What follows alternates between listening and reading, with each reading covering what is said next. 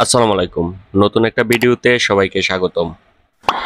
বর্তমানে আমি আছি হচ্ছে নেত্রকোনা জেলার কলমাকান্দা উপজেলার পাঁচগাঁওয়ে। নেত্রকোনা জেলার যে 10টি উপজেলা আছে, কলমাকান্দা হচ্ছে অন্যতম একটি উপজেলা। এটা নেত্রকোনা 1 বাংলাদেশের সংসদীয় আসন 157। এই কলমাকান্দা উপজেলাটি 8টি ইউনিয়ন নিয়ে গঠিত, যার 3টি হচ্ছে সীমানা বেষ্টিত ইউনিয়ন। ইন্ডিয়ার মেঘালয় রাজ্যের মেঘালয় পাহাড়ের পাদদেশে এই 3টি ইউনিয়নের অবস্থান।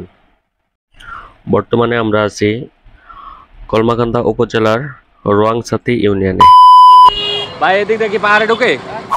পাঁচগাঁও এলাকাটি ভারতের মেঘালয় রাজ্যের পাদদেশে অবস্থিত। এখানে মেঘালয় রাজ্যের পাহাড় ঘেঁষা মনমুগ্ধকর একটা পরিবেশ। আমরা যখন সুনামগঞ্জে ট্রাভেলে গেছিলাম, সুনামগঞ্জের এই মেঘালয় পাহাড়ের কাছাকাছি যাওয়া যায় না অথবা পাহাড়ে ওঠা যায় না। আজকে ট্রাভেলে আমরা ট্রাই করব এই পাহাড়ে প্রবেশ করার।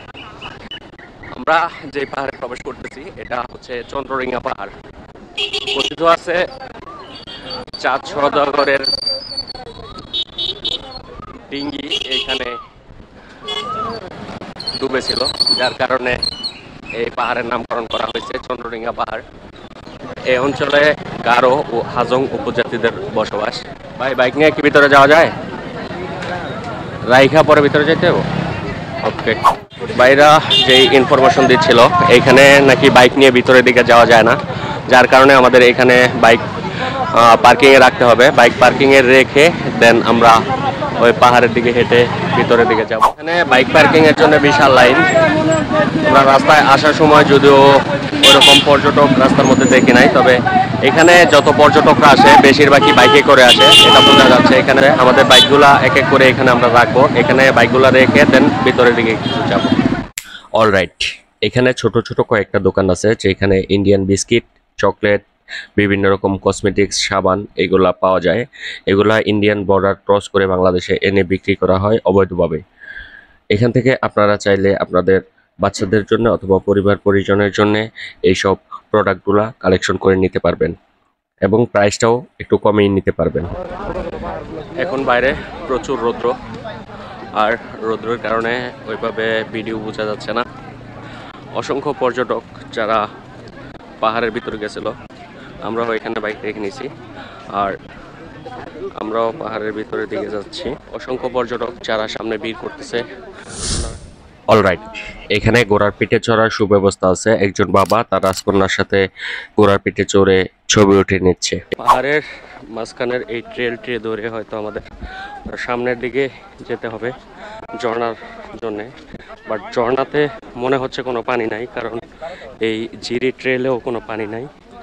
বাট সব লোক যেহেতু ভিতরের দিকে যাচ্ছে, আমরা একটু যাচ্ছি, দেখি ঠিক কত দূর ভিতরে যাওয়া যায়। এটাই সেই চন্দ্রডিঙ্গা পাহাড় যেটা মেঘালয়ের সাথে সংযুক্ত।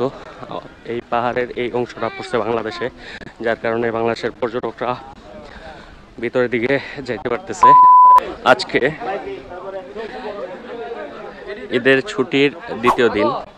আজকে এই চন্দ্রডিঙ্গা পাহাড় অথবা চন্দ্রডিঙ্গা পাহাড়ের যে ট্রেলটা আছে, এই ট্রেলের ভিতরে কত পর্যটক একটু দেখাচ্ছি। এখানে বেসিক্যালি এত পর্যটক আসে না, বাট ঈদের ছুটি হওয়ার কারণে আজকে এখানে পর্যটক প্রচুর।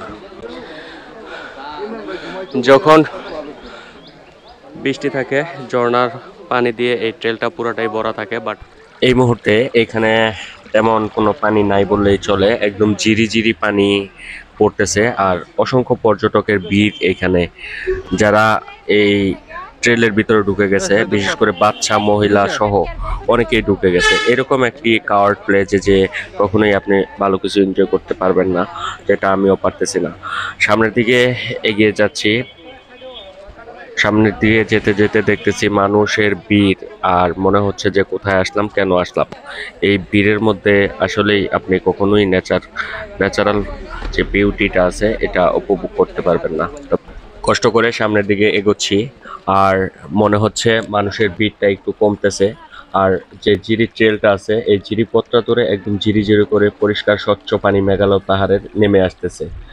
কিন্তু হঠাৎ আরেকটু থমকে গেলাম, কারণ এখন যে জায়গাটাতে আছি এখানে আরো অনেক ভিড়। এখানে এমন একটা অবস্থা হয়েছে, এমন চিকন যাওয়ার জন্য চিকন একটা রাস্তা, যেখান দিয়ে মেয়ে মহিলা বাচ্চা কাচ্চা এগুলা কোনোটাই যাইতে পারতেছে না বা উঠতে পারতেছে না। এখানে বড় বড় দুইটা পাথর আছে, দুইটা পাথরের মাঝখানে একটু গর্ত, এখানে পানি জমছে, যেখানে কিছু দর্শনার্থী গোসল করতেছিল।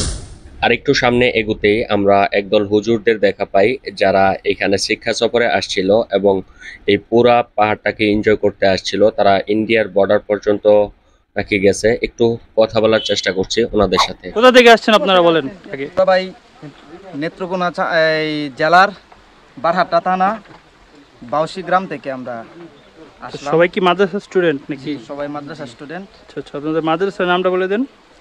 আমাদের মাদ্রাসার নাম হচ্ছে দারুল উলুম শাহাবুদ্দিন চৌধুরী কওমি মাদ্রাসা। আচ্ছা, ওখান থেকে এখানে পিকনিকে আসছেন সবাই? শিক্ষা সফরে। শিক্ষা সফর, আচ্ছা আচ্ছা। আপনাদের অনুভূতিটা বলেন এখানে। অনুভূতি আলহামদুলিল্লাহ, আল্লাহ সৃষ্টি জগৎ খুব সুন্দর। অনুভূতিটা আলহামদুলিল্লাহ, আল্লাহ সৃষ্টি জগৎ খুব ভালো সুন্দর লাগতেছে এবং বলার মতো কিছু নাই। আল্লাহ তাআলার কাছে আমরা কৃতজ্ঞ এবং খুব সুন্দর একটা পরিবেশ আমরা আসতে পারছি, তাতে শুকরিয়া আদায় করি আল্লাহর কাছে। আলহামদুলিল্লাহ অনেক ভালো লাগছে। তো আবার আসার চিন্তা আছে ইনশাআল্লাহ। তো আপনারা যারা এখনো আসেন না এই জায়গায়, আপনারা আসা দেখে যান। খুব একটা আনন্দের আনন্দের একটা সবাই জায়গায় উপভোগ করুন। আসেন। উপরে কতটুকু অনেক একেবারে ইন্ডিয়ার বর্ডার। বর্ডার পর্যন্ত যেতে পারছেন আপনারা? বেশি মানে গেছিলাম।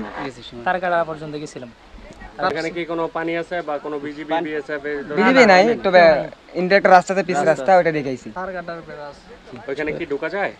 না ঢুকা যায় না, ঢুকার মতো অনুমতি নেই, ঢুকতে দেয় না। ঢুকতে দেয় না। জি, এখান থেকে কত দূর? আর অনেক দূর ভাই, অনেক দূর। আপনি 1 ঘন্টা উঠতে পারেন কিনা সম্ভাবনা আছে। অলরাইট, হুজুরদের সাথে কথা বলা শেষ করে আমরা একটু বসে বিশ্রাম নিচ্ছিলাম আর একটু ফটোগ্রাফি করছিলাম, আর মানুষজন কিভাবে যাচ্ছে আসছে এটা একটু দেখতেছিলাম। পাশাপাশি আমাদের ইকবাল ভাই আমাদের একটু গান গেয়ে বিনোদন দিচ্ছিল। পাহাড়ে পাহাড়ে এসে ভালো লাগে রে, সুন্দর জায়গাতে এসেছি দেখো না রে। এই মুহূর্তে আমি যে জায়গাটাতে দাঁড়িয়ে আছি এটা হচ্ছে চন্দ্রডিঙ্গা পাহাড়ের যে জিরিপথটা আছে, এই জিরিপথের একদম লাস্ট স্টেজ। এখান থেকে ভিতরে কথা বলতে বলতে হঠাৎই আমার ক্যামেরার ব্যাটারিটার চার্জ শেষ হয়ে যায়, যার কারণে ক্যামেরাটা অফ হয়ে যায় এবং এই ব্লগটা এখানেই শেষ করতে হয়।